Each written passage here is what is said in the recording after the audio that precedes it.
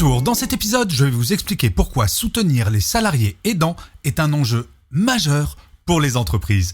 Je suis Gaël Châtelain-Berry, bienvenue sur mon podcast Happy Work, le podcast au francophone audio le plus écouté sur le bien-être au travail et le management bienveillant. Comme une fois par semaine, il existe une version écrite de cet épisode que vous trouverez sur mon blog www.gchatelain.com et en plus, sur ce blog, vous trouverez tous mes contenus ainsi que des tests de personnalité qui sont assez intéressants. Alors, les résultats de mon sondage LinkedIn avec mon partenaire Great Place to Work sur la question « Est-ce que votre entreprise fait quelque chose pour les salariés aidants ?»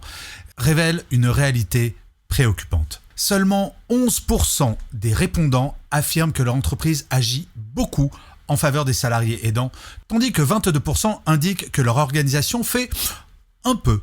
Plus alarmant encore, 38% déclarent que leur entreprise ne fait pas du tout d'efforts dans ce domaine. Et 29% avouent ne pas savoir si des mesures existent. Je savais qu'il y avait un tabou sur ce sujet. Mais à ce point, franchement, je ne m'en doutais absolument pas. Saviez-vous qu'une personne sur 5 est aidante selon une étude BVA pour la Fondation April ? La difficulté ? Une grande partie de ces aidants assument cette responsabilité en parallèle de leur vie professionnelle et personnelle. Vous imaginez l'impact sur la charge mentale de ces personnes. Par ailleurs, d'après l'adresse, 49% des aidants souffrent de leur situation et de ses conséquences. Vous l'aurez compris, le sujet des salariés aidants concerne un grand nombre d'entre nous et du fait du vieillissement de la population, cela sera de plus en plus le cas. Et cela aura un impact sur les entreprises. Oui, ce sujet nous concerne potentiellement toutes et tous. Ces chiffres illustrent parfaitement le paradoxe actuel. Alors que près de 11 millions de Français et Françaises sont considérés comme des aidants familiaux, leur situation reste largement invisible dans le monde professionnel. Entre obligations professionnelles et responsabilité d'aidant, ces salariés vivent une double journée qui impacte significativement leur équilibre de vie. Le manque de soutien aux salariés aidants engendre des répercussions à plusieurs niveaux. Pour les salariés concernés, cela se traduit par un épuisement physique et émotionnel, des difficultés de concentration et une baisse de productivité. Ils éprouvent souvent, par ailleurs, un sentiment d'isolement et de manque de reconnaissance. Nombreux sont celles et ceux qui renoncent à des opportunités de carrière et présentent un risque accru d'absentéisme ou de départ de l'entreprise. Pour les entreprises, les conséquences sont tout aussi importantes. Perte de talents expérimentés, coûts cachés liés à l'absentéisme, diminution de l'engagement collectif. On observe également une détérioration du climat social et une atteinte à l'image employeur lorsque ces problématiques ne sont pas prises en compte. Les 11% d'entreprises qui agissent beaucoup démontrent qu'une autre approche est possible. Ces organisations pionnières ont compris que soutenir les salariés aidants représente non seulement un acte de responsabilité sociale, mais aussi un investissement stratégique. Parmi les bonnes pratiques à déployer, la sensibilisation et l'identification constituent une première étape essentielle. Cela passe par une communication interne sur la réalité des aidants et la déstigmatisation de ce statut. La création d'espaces de parole sécurisés permet également aux personnes concernées de s'exprimer sans crainte. Libérer la parole sur ce sujet est sans aucun doute possible la première étape. Bien entendu, la flexibilité opérationnelle représente un autre levier majeur avec des aménagements d'horaires adaptés, un télétravail facilité et la mise en place d'un compte épargne-temps spécifique. Ces mesures permettent aux salariés aidants de mieux concilier leurs différentes responsabilités. L'accompagnement personnalisé constitue également un axe important à travers la formation des managers à cette problématique, la mise en place d'une ligne d'écoute dédiée et l'accès à un service de conseil juridique et administratif. Ces dispositifs apportent un soutien concret aux salariés concernés. Mais au-delà des dispositifs, c'est une véritable évolution culturelle qui doit s'opérer. L'entreprise du 21e siècle ne peut plus ignorer la réalité sociale de ses salariés. Reconnaître et valoriser le rôle d'aidant, c'est aussi reconnaître l'humanité qui se cache derrière chaque salarié.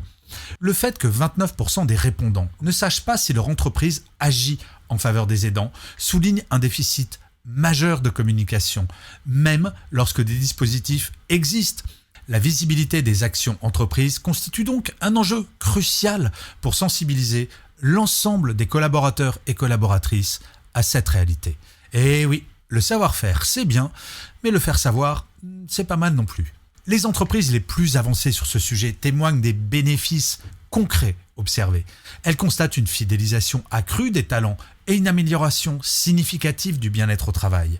Le renforcement de la cohésion d'équipe est également notable, tout comme le développement des compétences d'empathie et d'organisation. Ces organisations bénéficient par ailleurs d'une valorisation de leur image employeur, atout précieux dans un contexte de guerre des talents. Ce qui est absolument formidable, c'est que prendre en compte ce qui peut sembler un problème devient un atout pour les entreprises. Le sondage réalisé sur mon profil LinkedIn met en lumière l'urgence d'agir, avec 38% d'entreprises qui ne font rien du tout pour leurs salariés aidants. Le chemin à parcourir reste considérable. Pourtant, les 11% d'organisations exemplaires montrent qu'un autre modèle est possible et souhaitable. Face au vieillissement de la population et à l'allongement de la vie professionnelle, la question des salariés aidants deviendra inévitablement centrale dans les années à venir.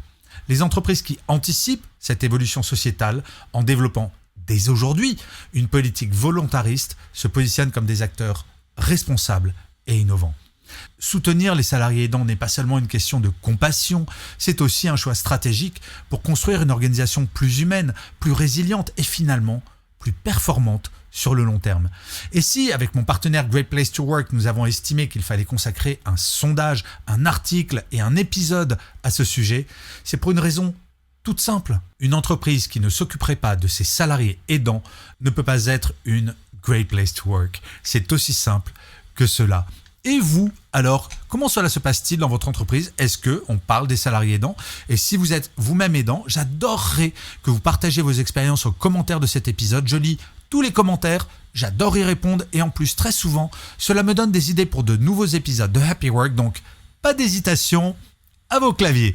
Je vous remercie 1000 fois d'avoir écouté cet épisode ou de l'avoir regardé.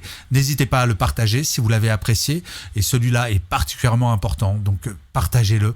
Et n'hésitez pas à vous abonner sur votre plateforme préférée. Ces deux choses sont très importantes pour que Happy Work dure encore très longtemps et en plus, de vous à moi, cela me fait toujours très plaisir. Je vous dis rendez-vous à demain et d'ici là, plus que jamais, prenez soin de vous. Salut les amis.